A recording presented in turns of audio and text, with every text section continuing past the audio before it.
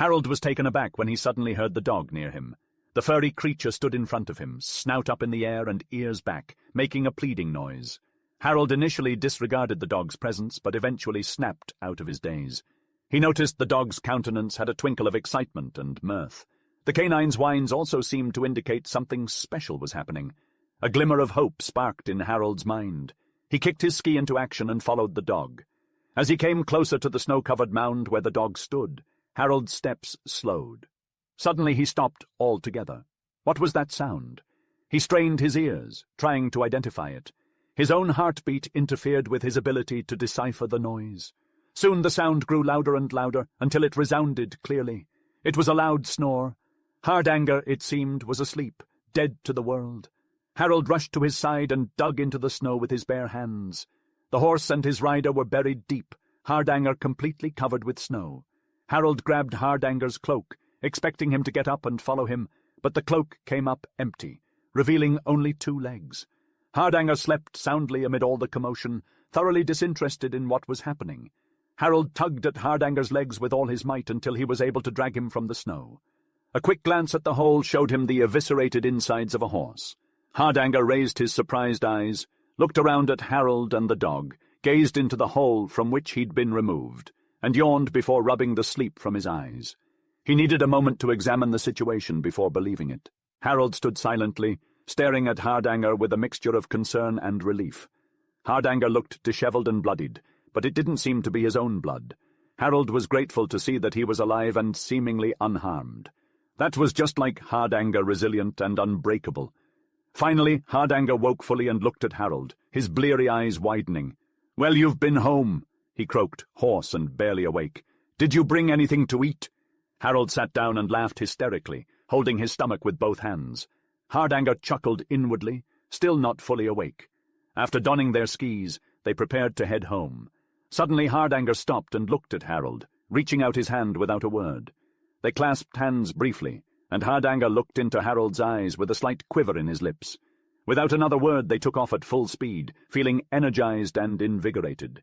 They didn't feel the cold or hunger, only the rush of the wind and the excitement of being alive.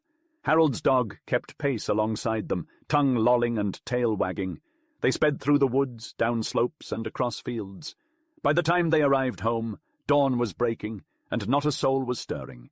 They stashed their skis and crept silently to bed, too exhausted and overwhelmed to deal with any explanations. Sleep was the only refuge they could find, for now. Chapter 6. Astred had only seen 12 winters, but she knew more about life than most. She knew the ache of worrying for someone she loved deeply. Even before she understood her feelings for Hardanger, she felt the pangs of lover's anxiety. Whenever he left, her thoughts trailed after him, and she could never relax completely, never be certain of his safety. On the other hand, whenever she hadn't seen him in a day, let alone when he was absent for days on end, she knew he'd been in harm's way, dangerously close to slipping over to the next world. It was only his unbelievable luck that kept him whole. She knew the endless waiting and the countless nights of fear. She'd stayed up, watching and seeing only horrible visions. Unable to sleep, she tossed and turned, too scared to close her eyes or stare into the dark. For everywhere she looked, she saw Hardanger, either already fallen or dying in her mind. But Astrid had learned how to ease the pain of missing someone so dear. She treasured 2 things above all else, dreaming and working. She knew that engaging in small tasks made the day shorter, and that loving animals, caring for them, and speaking kindly to them helped her to release her fears. And it brought her joy to be loved by creatures that couldn't speak. Most of all, she knew that working with her hands, sewing or weaving, helped her escape to the land of dreams. Here, time flew, and thoughts of her friend were so strong that she would look up, shocked to see he wasn't there. Perhaps it was because she wasn't looking quickly enough. He was just there a moment ago.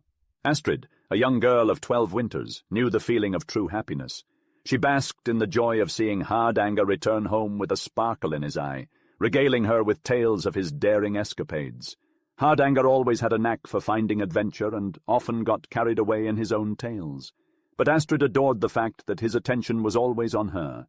She revelled in the knowledge that he sought her out first, and how he was restless until he was by her side, holding her hand. Even when he got wrapped up in his own pursuits, like a journey to Hardanger, she loved seeing him so focused. even if that meant he forgot about her in the moment. But that was just the way Hardanger was. The fact that he could be so close to her and yet still slip away only made it sweeter when he remembered that he belonged to her and to no one else. Despite his free spirit and his disregard for obligations, Astred adored him without reservation. She knew that no matter what, she would never stop loving him. She was convinced that, although he may have had equals in terms of heroism and bravery, he could never find a superior. Yes, Astrid knew happiness. She understood the depth of love and the intense yearning that came with absence. She felt an immense devotion to Hardanger and knew that nothing could shake her faith in him. But despite her love for him, she often thought about how her brother Harold fit into the picture. She knew that if she were to choose between Hardanger and Harold, she would choose the former. But this decision weighed heavily on her, and the differences between the two men only served to deepen her anxiety. Whenever Hardanger and Harold quarrelled, with their vastly contrasting personalities, it caused her great distress. In her heart, Astrid found herself blaming both Harold and Hardanger interchangeably, depending on whose demeanour irritated her at the time. Harold's phlegmatic mindset agitated her, while Hardanger's hastiness and teasing provoked her. But if there was ever a conflict between the two, neither Harold nor Hardanger ever suspected the depth of Astrid's distress. She was adept at hiding her anxiety and silently battling her inner turmoil. Astrid always kept a close watch on their moods, and could tell when they had been irritated with each other, even if they had already made up by the time they met her. She was as sensitive as a feather in the wind when it came to anything involving them. She probed deeply into the minutiae of their disagreements, assiduously clearing away any residues of ill humour that might still linger in either or both.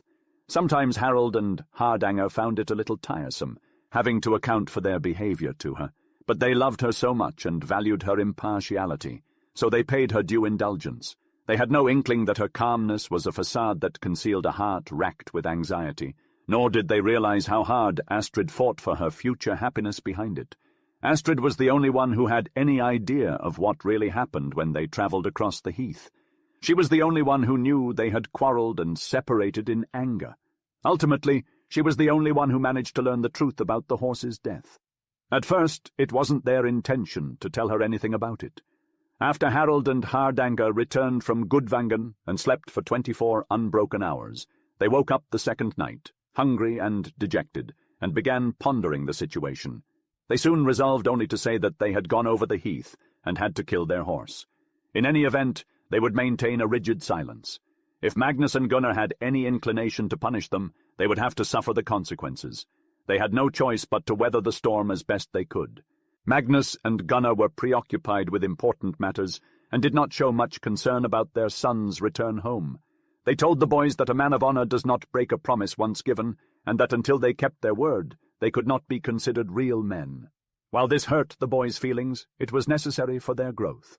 Harold and Hardanger learned that when one is most anxious, one typically escapes most cheaply.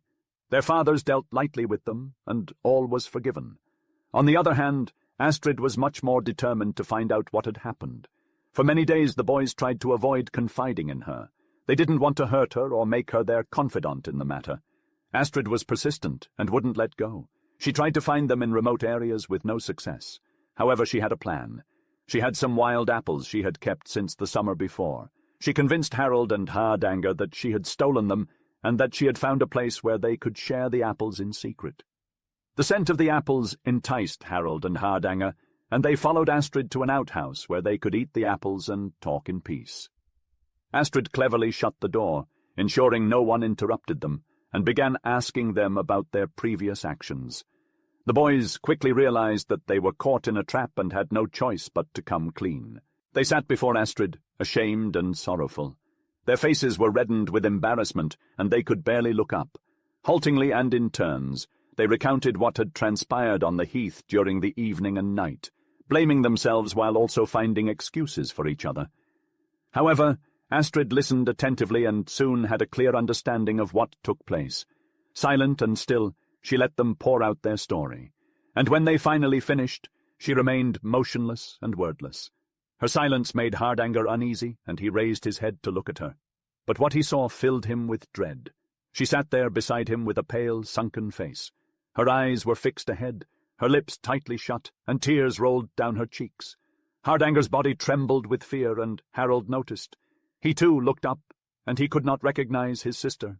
He grabbed her hand, but it was cold and unresponsive. Hardanger couldn't speak, and tears welled up in his eyes. He felt helpless. Harold was the first to utter a word, squeezing Astrid's hand with a kind smile. "Don't be so sad, Astrid. We've forgotten all about it, and we both swear it will never happen again." Astrid tried to reply, but her tongue was numb. She struggled to compose herself, then spoke with a quivering voice. "That's just it," she said. "Things are getting worse with you two. It's always more dangerous. When you grow up, it won't be so easy to forget or forgive. Maybe you'll fight each other someday, or worse, someone might die. If this goes on, it will breed hatred and resentment between you. And what will I do then?" Harold and Hardanger sat uncomfortably, both aware of the strained relationship between them. They couldn't deny that things were getting worse, and ignoring the danger wouldn't help. If they fell out again, it might be impossible to reconcile. They had come close to that point last time, but Harold had a sudden epiphany. He had a secret purpose, and quickly stood up and reached out his hand to Hardanger. "Hardanger, will you be my W Magnus brother?" he asked calmly, displaying a maturity beyond his years. Hardanger was taken aback but firmly gripped Harold's hand. Astrid watched them both and slowly got up. She placed her hands over theirs and gave them each a kiss, saying, "Now you are both my brothers." Her gaze lingered on Hardanger, and he blushed and smiled shyly. Astrid's beauty seemed to intensify at that moment. The awkwardness in the air dissipated as the forgotten apples were brought out. Hardanger and Astrid chatted easily while Harold sat in silence, taking a secret oath to control his temper. He vowed to never let anything divide him from his newfound brothers. As they talked and laughed together, they decided to formalize their brotherhood in the spring, at the grand festival held at the main temple in Gudvangen. Harold felt a new sense of strength and peace, and he couldn't remember feeling so content before. When they parted ways, they knew that their bond was unbreakable. Chapter 7. Magnus and Gunnar found themselves in the midst of a long and harsh winter, but they did not succumb to the cold and the darkness. Instead, they passed the time as two old friends do, sitting on the high seat, drinking beer, and enjoying each other's company. However, rumors of unrest began to spread from the north, a harbinger of danger for Drammen and its inhabitants. But Magnus and Gunnar were not afraid. They remembered the exploits of their youth, and they knew what to do. With Halvak, the Red dead, and his young son Hellstorm now king, some sought to challenge his rule. The new king and his uncle, Guttorm, were already on their way to meet the rebels. Magnus and Gunnar knew they had to act quickly. As they spoke and reminisced, their tales grew taller and taller. Their listeners marveled at their exploits, both real and imagined. They spoke of powerful foes and hidden dangers, and of overcoming them all with cunning and bravery. Magnus and Gunnar were wise and measured men, who knew the value of listening and speaking in turns. And when one spoke, the other listened attentively, his mind racing with new tales to tell. They were old, but their minds were still sharp. Their listeners watched with amusement as the two old men tried to outdo each other with tales of their prowess. The servants in the hall chuckled to themselves, enjoying the company of these two wise and entertaining storytellers. And so Magnus and Gunnar passed the winter, telling tales of adventure and daring. Though the world outside may have been dangerous and uncertain, within the safety of the high seat they were masters of their own destiny, and their stories brought excitement and joy to those around them. After showing off their accomplishments to anyone who would listen, Magnus and Gunnar sought the favor of the gods by bringing their largest, most impressive animals to the temple as offerings. In celebration of the divine beings, they indulged in a feast fit for royalty and presented gifts as tokens of their respect. It nagged at them, however, that perhaps their prideful boasting had not been entirely pleasing to the gods, and they were careful not to offend them, but to always remain in their good graces. Time marched on for Magnus and Gunnar, who spent their remaining years lounging in the ruling seat and consuming copious amounts of beer. Chapter 8. Once Harold and Hardanger had decided to enter into blood brotherhood, they knew they had to seek their father's permission for the ceremony to take place during the summer feast at Gudvangen. Finding his father in bed, Hardanger spoke of his intentions, and Gunnar praised his son's luck, but dismissed him to drink his beer alone. Meanwhile, Magnus was quenching his thirst in the high seat when Harold approached him and respectfully asked for permission to speak. Magnus granted it and listened quietly as his son made his request. However, he remained silent even after Harold finished speaking, lost in deep reflection. Eventually it became clear that Magnus had forgotten Harold was there, and the young man left in silence. Magnus spent the rest of the day lost in thought, abstaining from his beloved drinking horn. He was deep in contemplation when he summoned Harold the next morning and led him to an outhouse for tools. Once inside, he sat on a chopping block and fell silent, leaving Harold to wait with restrained impatience. Finally, Magnus asked Harold to sit down. He spoke thoughtfully and took his time to express his thoughts. He affirmed that he presumed his son had carefully considered the duties of blood brotherhood and had not made any rash vows or followed his emotions alone without consulting his understanding. "I won't hide the fact that I had hoped for a better sibling for you, my dear. However, it's up to you if you want to expand your circle of brotherhood to include Atlaknud's sons, particularly Hafnarfjordur. They seem open to exchanging friendship for brotherhood, and all it might take is a subtle hint from you. In my opinion, standing alone might be better for you than having Hardanger as your only W. Magnus brother. I hope you're smart enough to see that. Still, having all three of them would balance out Hardanger and make you stronger in the long run. It's also not impossible for us to have another connection to Atla's sons. Of course, we can't forget that Hardanger is our relative, and we should watch over him. Perhaps binding him in brotherhood is the best way to do that. I won't say more on the matter." Magnus didn't respond for a long while. Eventually he spoke again. "I feel like I'm getting old. The days are fleeting, and I can't seem to grasp onto them. They slip away too quickly." After coughing and pausing to think, Magnus continued, "That's why I was thinking it might be best for me to pass our property on to you to manage.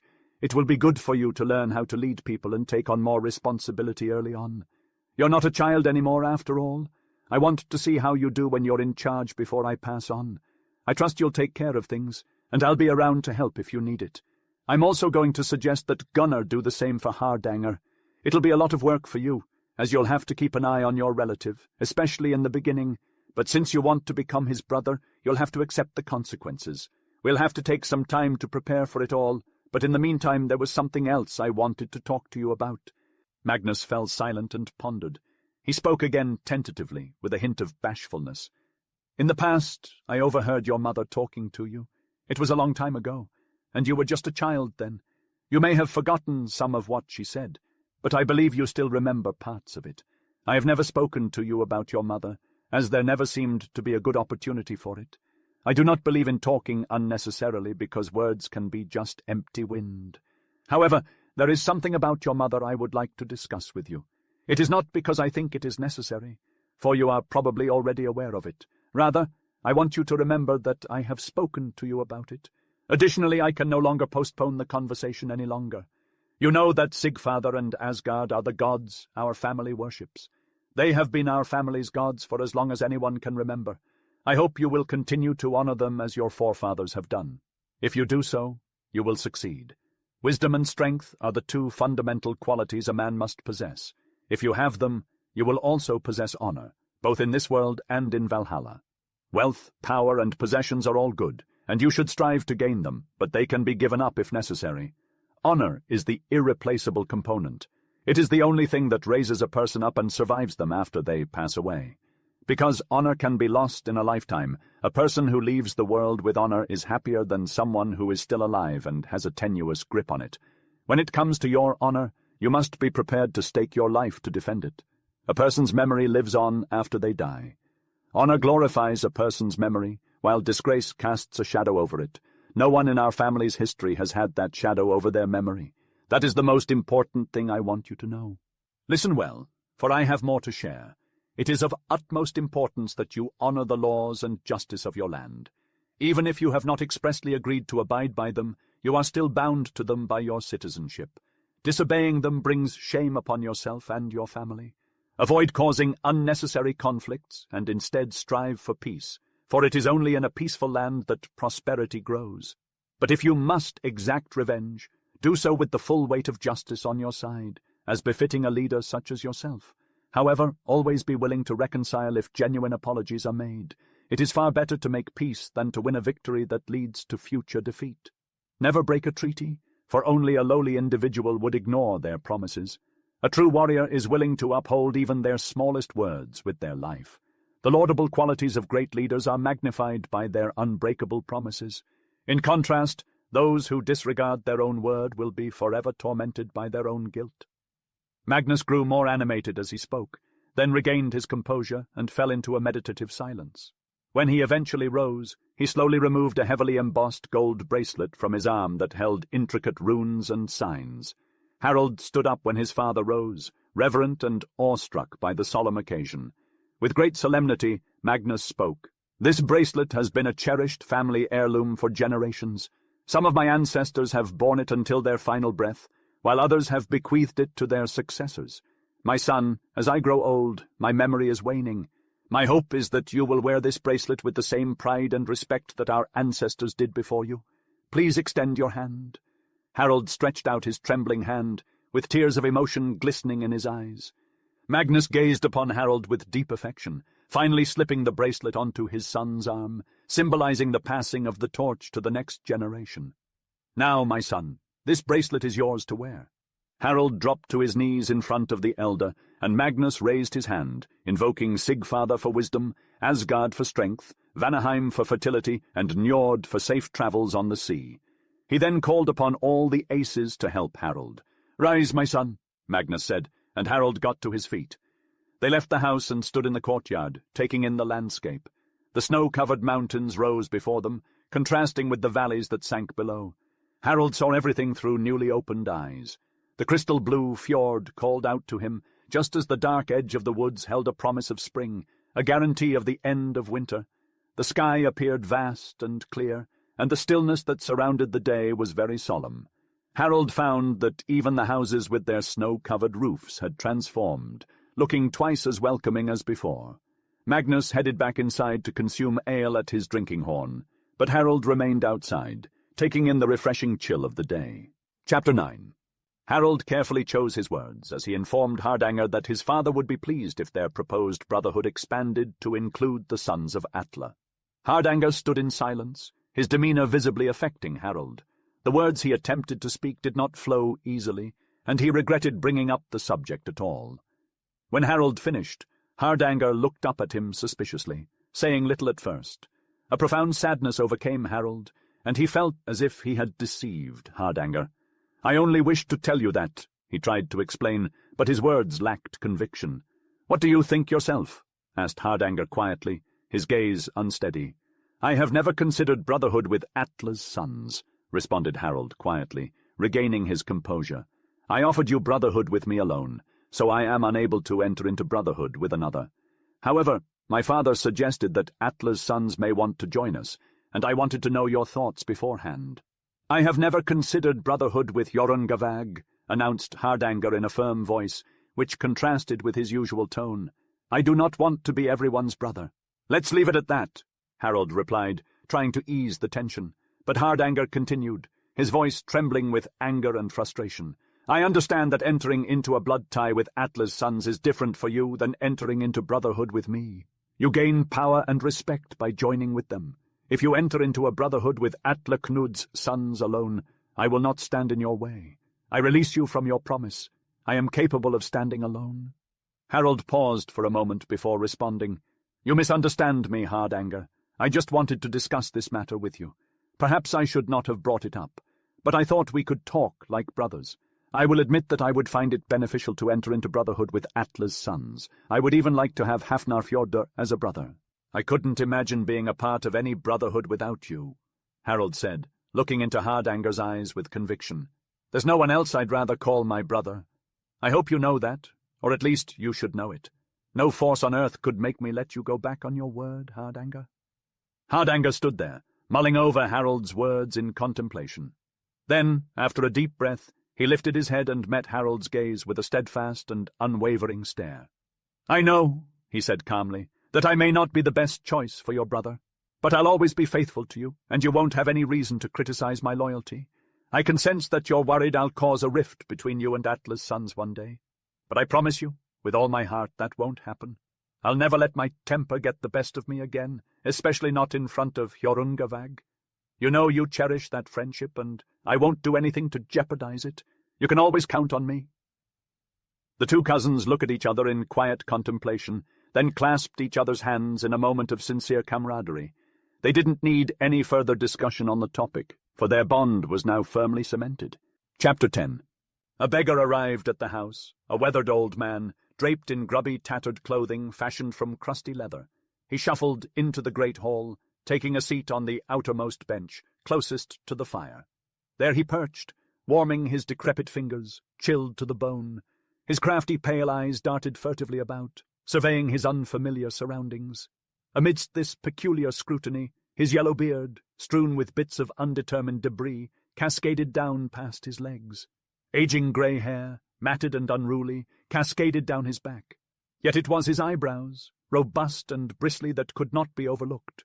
Almost completely obscuring his watchful eyes when tilted downwards, they had an unusual trick of being raised together, then coming down individually, lending him an animalistic aura.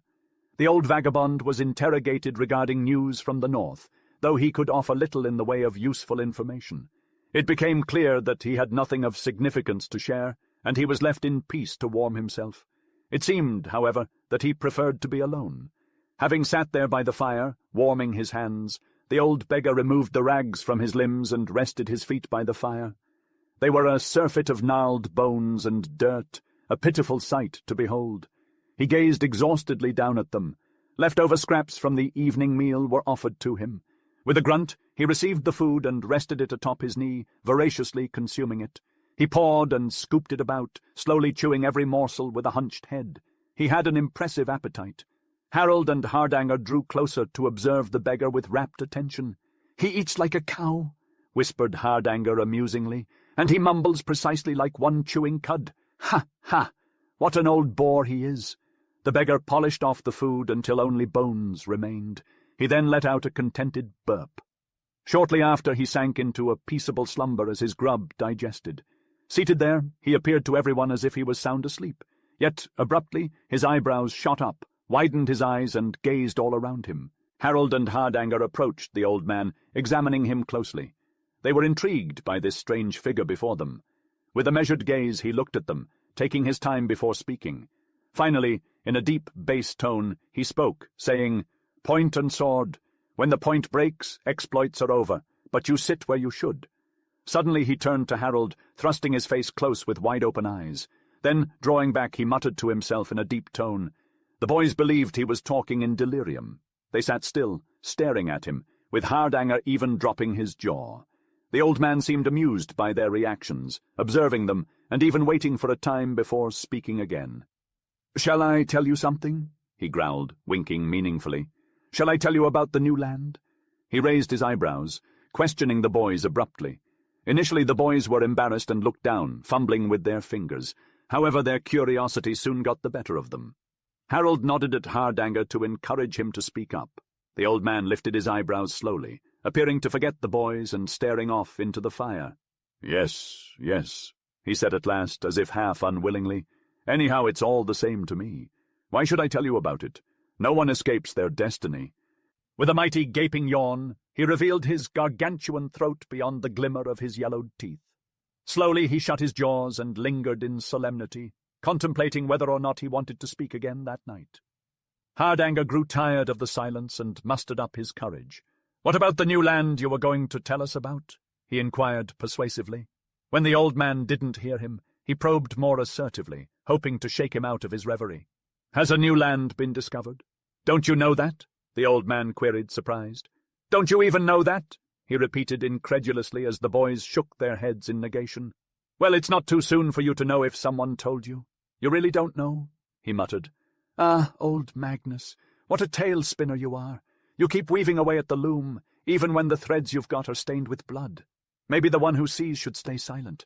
But no, someday you'll have to know. Have you never heard of the new land?" After another shake of the boys' heads, the old man began his intriguing story.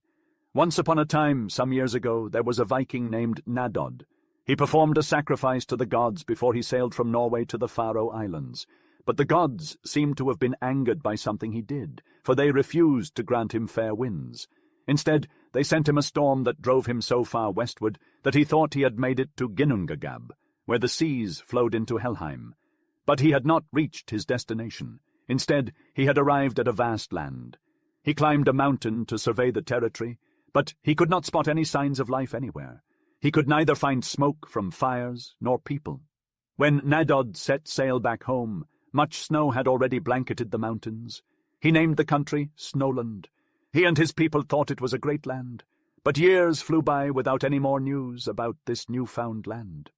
The old man paused for a moment, then resumed his narration. There was a Swede named Gardar Svavarsson, who had estates in Denmark. He sailed from Sealand to retrieve his wife's family treasure in the southern region. However, while sailing through Petlandsfjord, he weathered a severe storm that pushed him off course. He set sail toward the west and eventually arrived at a new land. As he travelled along its coasts, he soon discovered that it was actually an island. It wasn't long until he built himself a house by a bay, which he named Husavik, and spent the winter there. However, when he set sail again in the spring, the wind caused the boat he was towing to break away. In the boat there were 2 serfs, Natfara and a woman, and although it is unknown what became of them, it is possible that they attempted to settle in the new land. Gardar, who was also exploring the area, spoke highly of the land he had come across. It was filled with lush forests that stretched all the way to the sea, and pastures that were fit for livestock. He named the new land Gardarsholm, a name that it kept until a powerful Viking named Flok Vilgerdsson arrived. Flok had equipped a ship in Rogaland with the intention of discovering Gardarsholm and set sail with his crew from Smorsund. Before their journey they had a sacrificial feast, and during it Flok conjured magical powers into 3 ravens. From that day on he became known as Ravenous. They raised a sea marker where the feast had taken place, naming it Flok's Sea Marker. It stood on the border between Hordaland and Rogaland. Ravenous first sailed to Hjaltland, anchoring his ship in a bay that he called Flok's Bay. It was in Hjaltland that his daughter Geirhild drowned in a nearby lake, which is now called Geirhild's Lake. From there he made his way to the Faroe Islands, where he arranged a marriage for one of his daughters. Thence he put out to sea, taking the 3 ravens with him. When they had sailed for a day and a night, Ravenous let the first raven loose, which flew in the direction they had just come from. After another day and night of sailing, he set the second raven free, and it flew around the ship before returning to Flok. On the 3rd day, he released the final raven, which flew forward and never came back to the ship, as they continued in the direction it had flown until they saw the land they had sought. Flok had a man with him named Fax, and when they came to a broad fjord, Fax exclaimed excitedly that they had discovered a great land filled with mighty rivers. As a result, the fjord was named Faxmouth. Although Ravenous didn't sail into the fjord, he did set sail past a headland with a massive mountain that was covered in snow, and across a broad bay that was full of islands and skerries. He arrived at a fjord on the northern side of the bay, and he named it Vandfjord. The stretch of coast he dubbed Bardestrand. The fjord teemed with fish, so much so that they neglected to gather hay. Their sheep and cattle perished during the winter due to a lack of food. Spring was harsh. One day Flok hiked up a towering mountain and spotted a fjord overrun with sea ice to the north. Thus he named the land Iceland. He meant to set sail that summer, but preparations took longer than expected, and harsh weather set in by autumn. There were 2 peasants on his boat, Asgardolf and Herjolf. As they neared departure, a storm tore a boat away with Herjolf in it. Herjolf touched land and labelled it after himself, dubbing it Herjolf's Haven. Ravenous refused to sail without Herjolf and headed towards land. They came across a fjord, unharmed, which Ravenous dubbed Havnafjord. At the river's mouth they found a washed-up whale. Herjolf had caught a whiff of the animal, and they united at the same spot. The area was named Hvalor. They journeyed and settled for winter in a fjord that Ravenous, tired of the land already, refused to designate a name. When they returned, Flok had nothing positive to report, whereas Herjolf was more complimentary, pointing out pros and cons. Asgardolf claimed that the land dripped butter off every straw, so he earned the nickname Butter Asgardolf. As the beggar finished his tale, he abruptly halted and shifted uncomfortably. "And that's all I have to tell you about the new land," he said. "You can go and see it for yourselves." Harold and Hardanger stared at the old man for a moment after he spoke. "Why would we do that?" Harold finally asked. "We have no desire to relocate." The old man didn't answer. Hardanger sat lost in thought before offering his own response. "It might be interesting to catch a glimpse of that land," he said softly. "You'll see it," the old man growled, a peculiar malice in his voice. Plenty of time for that, I think." Suddenly life returned to him. His voice was sharp and obtrusive. "Get me a jug of beer and I'll show you a piece of the Magnus's web. A charming piece. Threads twisted in ways you'd never guess. Bring me some beer and you'll hear something."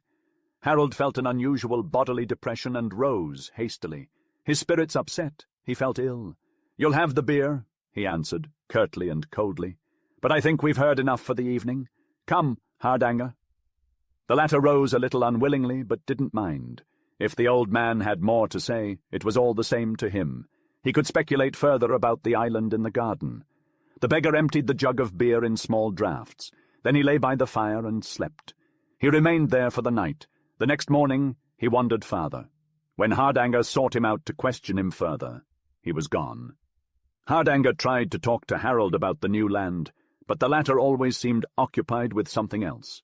Harold couldn't shake his anxiety that Hardanger might become too interested in the new discovery. He didn't want him to start making plans to go there, to migrate and settle. Harold preferred to stay in Drammen, in his father's house. He was averse to wandering and adventure. He soon convinced Hardanger to forget about the new land. Chapter 11. Winter was drawing to a close, and soon the arrival of spring was accompanied by the promise of summer. As the days grew warmer, people began to look forward to the great sacrificial feast that was to be held in Gudvangen. For 3 days and nights, the best and brightest of the land would gather in celebration. Chiefs and yeomen came from far and wide to attend the feast. Each brought with them food and drink. Some came even with plans for Viking expeditions in the coming months. It was well known that attendance at the feast was important for those who sought honor and victory in their upcoming endeavors. As the day of the feast approached, the crowds grew thicker. Everywhere one looked, people were preparing for the festivities.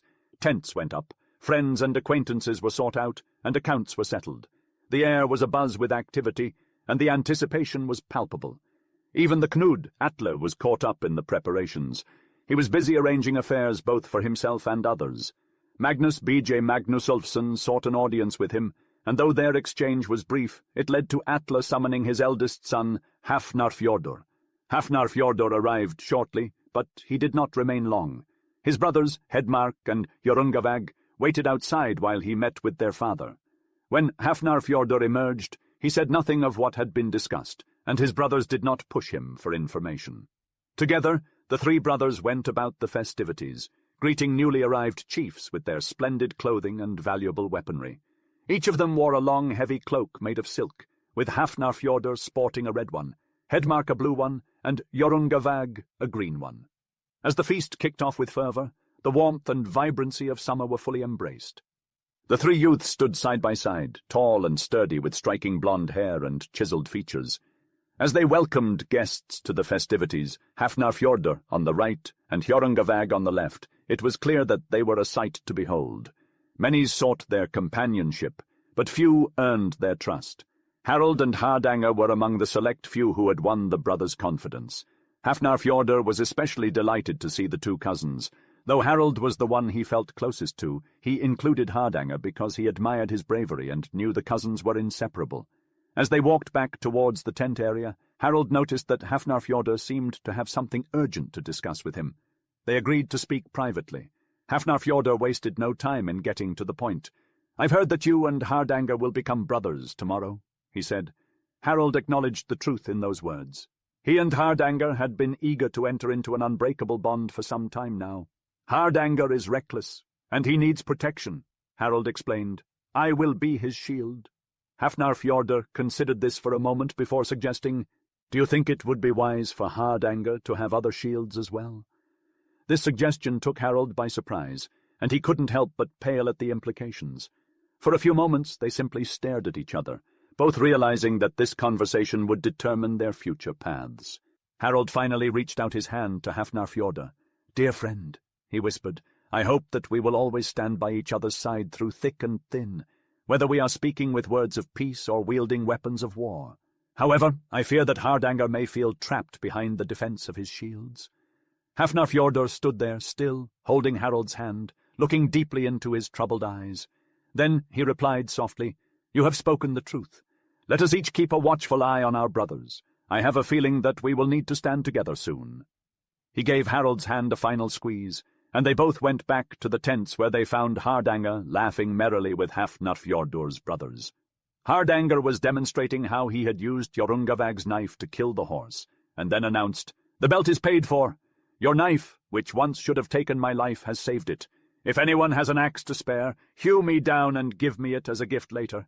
I need an axe, but my father is too afraid that I will put it to good use and has locked it away." Harald and Hafnarfjordur approached the group, but Hardanger could sense that something was amiss. They were both quiet, and he put his knife away, standing up straighter. Soon after, Hafnarfjordur and his brothers left, and he went straight to his father, Atle Knud. "Is the matter arranged?" Atle asked. "No, I am still considering it," Hafnarfjordur replied, not wanting to give away too much information. "I understand," Atle nodded, "but Harald is a good fellow and will inherit much property. His family has many friends and will be a great asset in troubled times." Hafnarfjordur sighed. "My friendship with the cousins is not based solely on brotherhood." "Of course," Atle said dryly. "You are free to proceed as you see fit. My advice was just that, advice. May you never regret not following it." Hafnarfjordur noticed his father's anger and didn't say a word.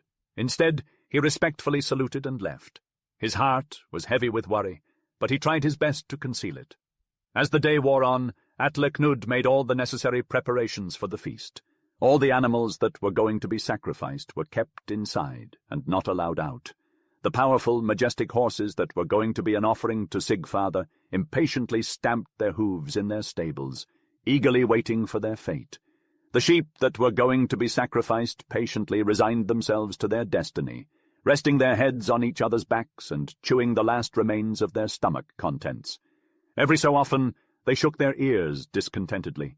The plump oxen and bulls, except for one, also knew their fate and bellowed in all sorts of different tones, butted against the beams of their stalls.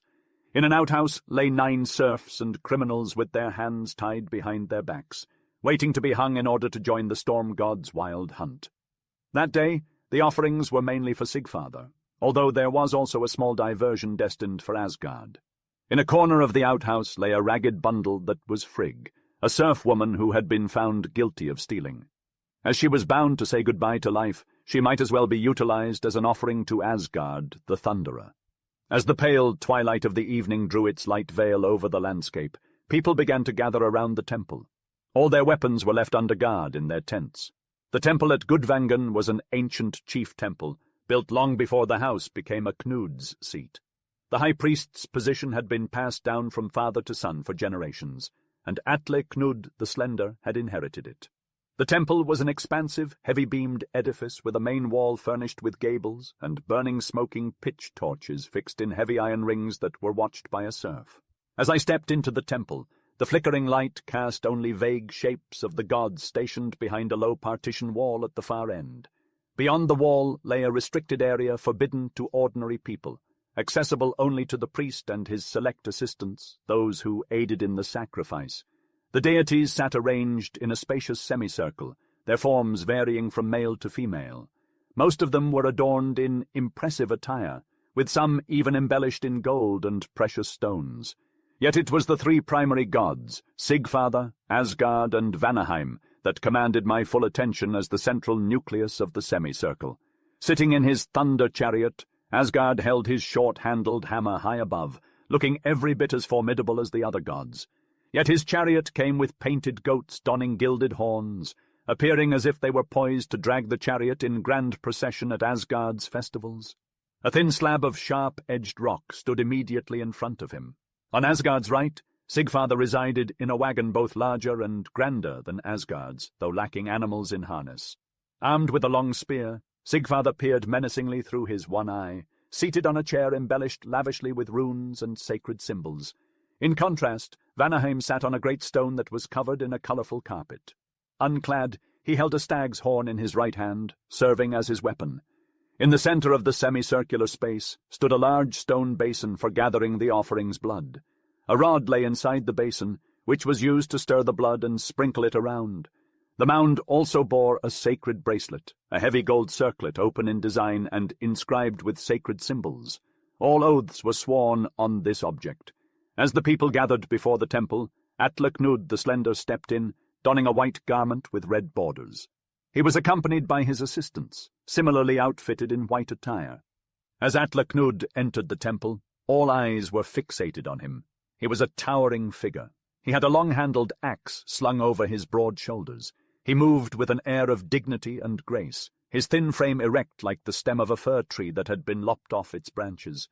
Everyone felt a slight shudder down their spines, and a gasp escaped from many young breasts. At that moment, this man was in covenant with the gods. They were brought into touch with the unknowable. The temple was filled with a deathly silence. Atle Knud walked slowly between the masses of men who had gathered at the temple. His assistants stood at the partition wall, waiting for him to enter the inner sanctum. He placed his axe on the mound where the basin stood and saluted the three chief gods with a slow and solemn bending of his knees. He then included the other gods in one. After muttering some secret words, he took the sacrificial bracelet from its place and put it on his right arm. He seized the axe with his left hand and raised his right arm in command. That was the signal for the door guard to bring the most splendid of all the sacrificial animals, a coal-black ox with a shining head and large, crooked horns. The serfs brought the ox in and led it to the partition wall, while the chosen sacrificial helpers consecrated themselves to the service. At the same time, two of Atle Knud's assistants lifted the bowl from the mound and placed it a little way off. The ox resisted violently, and its angry bellowings echoed throughout the temple. Its frenzy was palpable, and the whites of its eyes showed as it foamed at the mouth. Atle Knud stood with his left foot advanced, and his axe lifted in both hands. As the ox was brought to the proper spot, the axe fell with a powerful and practiced aim on its neck. The beast bellowed and sank to its knees. Immediately the sacrificial helpers stood over it with long knives, stabbing its neck and cutting between the neck arteries. Then they quickly lowered the beast into the basin so that the precious sacrificial blood would not be spilled. One of the assistants kept stirring the blood in the bowl with a rod so that it would not coagulate.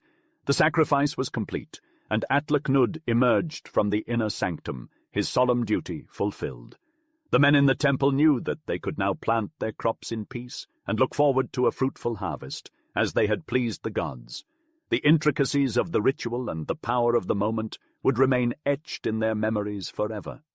As the last drop of blood was drained from the bowl, the assistants hoisted the lifeless body with a rope and conveyed it beyond the barrier.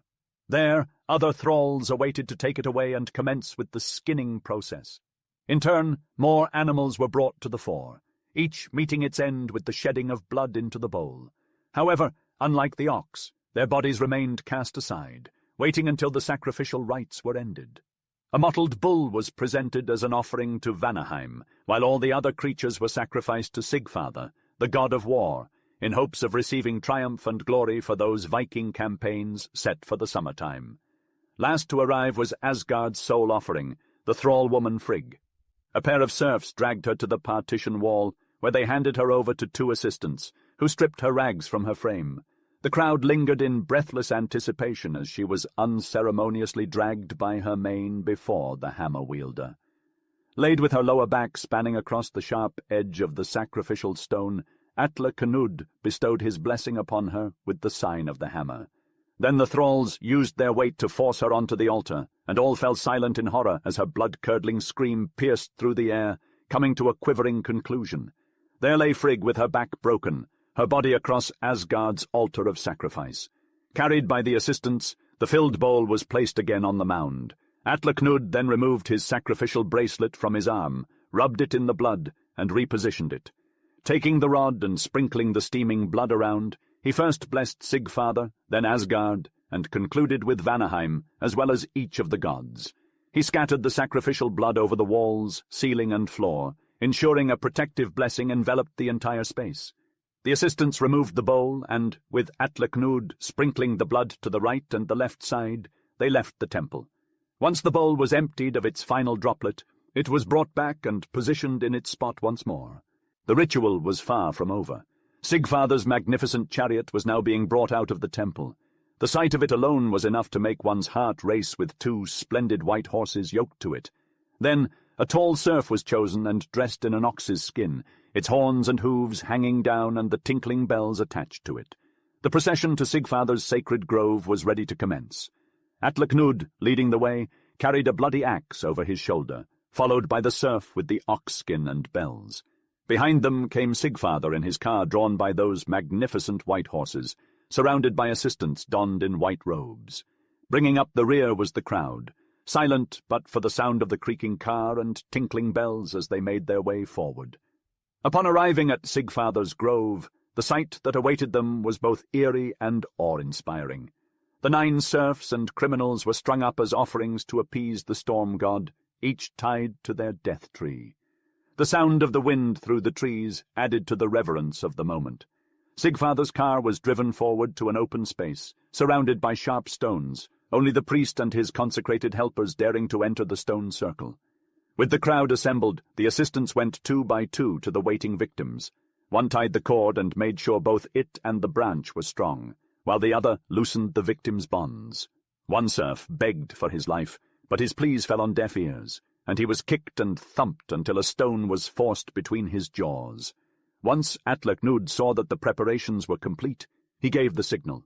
At that moment, the victims were strung up all together, and just before their struggles ended, a whistling sound came through the trees. The wind imparted a swinging motion to the dangling bodies, and the assembled crowd was filled with awe and a sense of satisfaction. Sigfather had accepted their offering. The procession made its way slowly back from Sigfather's grove, the sound of the creaking car and the tinkling bells marking their final exit. The ritual was over, and one couldn't help but feel both humbled and afraid in the presence of such ancient rites. As they arrived at the grand temple, the lifeless carcasses of the once living animals had already been taken away by the workers, who were tasked with the skinning and dividing of the creatures. Even the body of the unfortunate serf woman named Frigg had been removed from her resting place. Her body had been cast into the holy well, located near the end of the temple. But it wasn't the first time the well had claimed a victim. Sigfather was eagerly ushered to his seat, which was situated prominently on the right hand of Asgard. Atlaknud then gently removed the sacrificial bracelet from his arm and placed it delicately on the mound beside the ceremonial bowl. With this act, the first phase of the momentous sacrificial feast, the night of slaughter, came to an end. The people returned to their tents and burrowed under their skins to snatch a little rest before the imminent dawn. Though it was early spring, the first hint of daylight was already beginning to radiate from the eastern horizon. Chapter 12. Harald and Hardanger made their way towards the tent in silence. Harald found himself pleasantly fatigued and in good spirits after the ceremony. The mental relaxation and dreamy sleepiness that followed the release of his inner excitement left him feeling at peace. His strengthened will confirmed his faith in his ferocious gods, and he felt a covenant relationship with them. However, Hardanger felt the complete opposite. The sight and smell of the blood of the sacrificed animals had left him sickened. With a profound contempt for the repelling images of wood representing gods, he found Harald's behavior towards them disturbing. Witnessing the helpless men being ill-treated and murdered in honor of the gods left him feeling sick at heart. The Asgardo absorption in the ceremonies was something he did not understand. How could Harald worship gods by hanging serfs and criminals in their honor? Hardanger did not understand it, and found himself suddenly alone. An eager longing for Astred took possession of him, and he felt something beyond his comprehension about Harald. There would always be something to divide them in relation to the gods, but it had never been significant until now. The thought grew suddenly, assumed a shape, and was not to be ignored. Hardanger must not allow Harald to become aware of the difference between them. If he did, how could they think of entering into brotherhood? Hardanger's emotions seethed and fermented. With each step, his inward excitement rose higher. Speaking to Harald was not an option, as he knew. The wild and uncontrolled words would flow from his tongue. He had vowed to himself never to let his fiery temperament discharge itself in evil words over Harald. Nevertheless, the excitement in his mind gradually became uncontrollable. As they neared the tents, he stopped, perplexed, not knowing what to say or do. Only a few steps more would rob him of the opportunity to relieve himself. "Harald!" he cried out suddenly, his voice thick and unrecognizable. Harald stopped in his tracks, taken aback, and turned to face him. In an instant they were face to face, Harald looking bewildered while Hardanger quivered with excitement that threatened to drive him insane. Hardanger rushed at his cousin, wrapping his arms around him tightly, and spat out through gritted teeth, "Watch your back!" Harald was caught off guard and had no time to think. He struggled to keep his balance as Hardanger attacked him with all his strength, growing stronger with every blow. Harald soon realized that this was no ordinary scuffle. He had to defend himself or risk being overpowered. Hardanger hissed, groaned, and bellowed like a madman, making it clear that he wouldn't let up. Harold decided to go on the offensive, but it was a slow, grueling fight that took all of his strength and skill to overcome Hardanger. Finally, Harold seized the opportunity and slowly tricked Hardanger into losing his balance until he fell to the ground. Harold pinned him down, holding him tight. Hardanger's face had turned purple, his eyes bloodshot and furious, foam bubbling at the corner of his mouth. Harold suddenly felt a twinge of pity for his cousin, and he begged him to calm down. But Hardanger's pride had been shattered by this defeat, and he struggled in vain to free himself, his rage boiling within him. "I could kill you!" he spat out, seething with anger. Harold let him go and sprang up, ready to defend himself once more. But, to his surprise, Hardanger lay there, eyes closed, defeated. The shame of being beaten had scorched his soul beyond repair. Harold stood there, watching him for a moment. He felt the anger inside of him flaring up, threatening to take over, but he fought it off. "What have I done?" he asked quietly, his voice filled with remorse.